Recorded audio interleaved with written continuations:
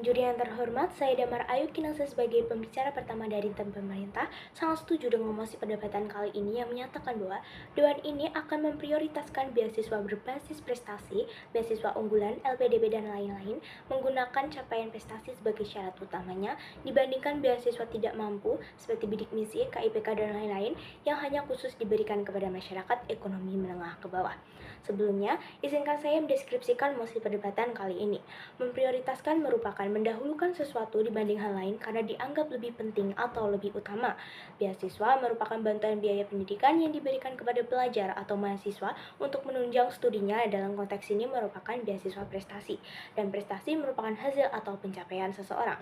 Jadi, inti mosi perdebatan pada kali ini adalah negara harus mendahulukan pemberian beasiswa kepada mereka yang berhasil menunjukkan pencapaian dibandingkan hanya karena faktor ketidakmampuan ekonomi.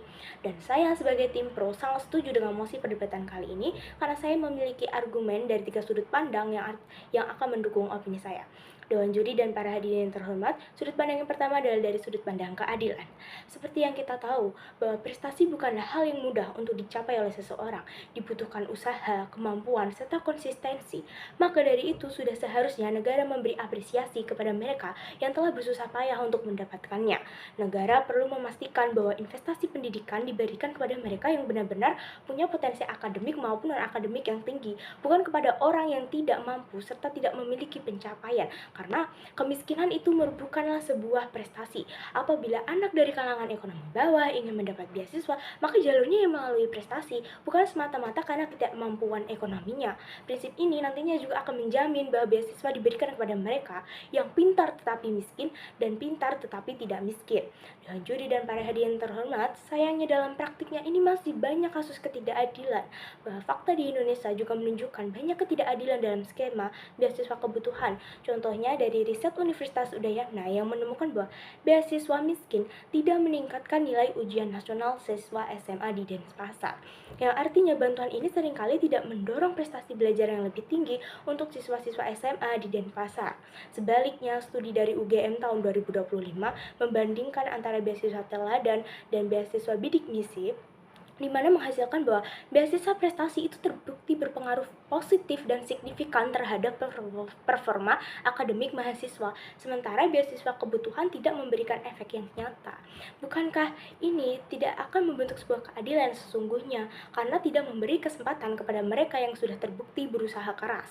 Dan dengan menerapkan prinsip ini juga, maka akan mendorong kompetisi yang lebih sehat di kalangan pelajar atau mahasiswa untuk meningkatkan kualitas diri mereka, bukannya mereka bergantung kepada kemiskinan dan tidak memiliki keinginan untuk berubah karena mereka menganggap dirinya akan tetap diprioritaskan oleh pemerintah karena mereka termasuk dalam golongan orang yang tidak mampu.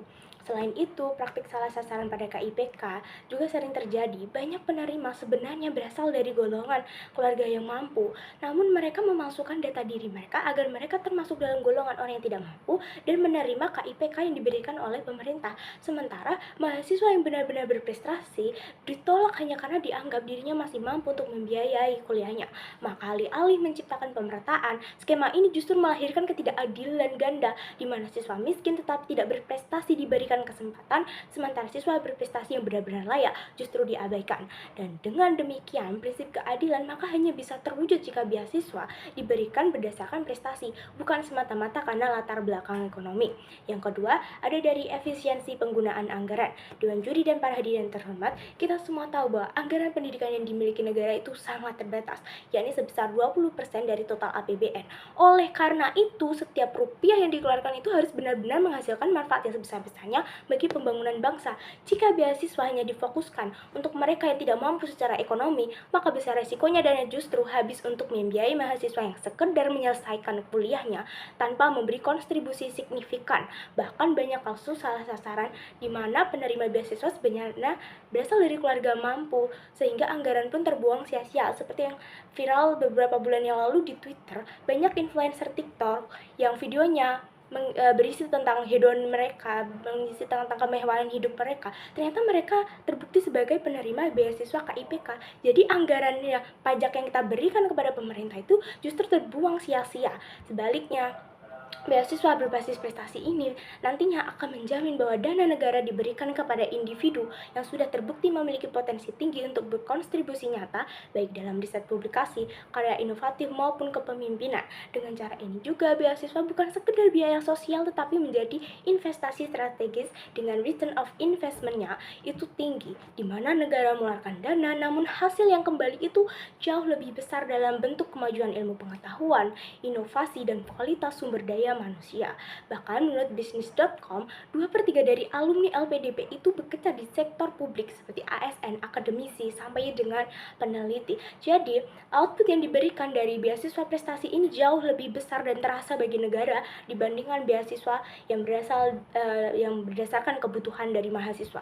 Dan yang ketiga, dampak jangka panjang bagi pembangunan. Dewan juri dan para hadirin terhormat, penerima beasiswa berprestasi berpotensi besar menjadi sumber daya manusia yang unggul dalam bidang akademisi, peneliti profesional, bahkan seorang pemimpin di masa depan.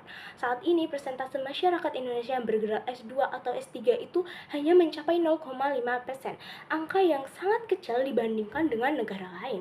Artinya, masih ada ruang yang sangat luas untuk peningkatan kualitas pendidikan tinggi di Indonesia. Dengan memfokuskan beasiswa pada capaian prestasi, negara sedang membangun generasi emas, generasi intelektual yang bukan hanya mampu menyelesaikan pendidikannya, tetapi juga siap untuk bersaing di tingkat global, di kancah internasional dengan membawa nama Indonesia menjadi lebih maju, menjadi lebih terkenal di dunia.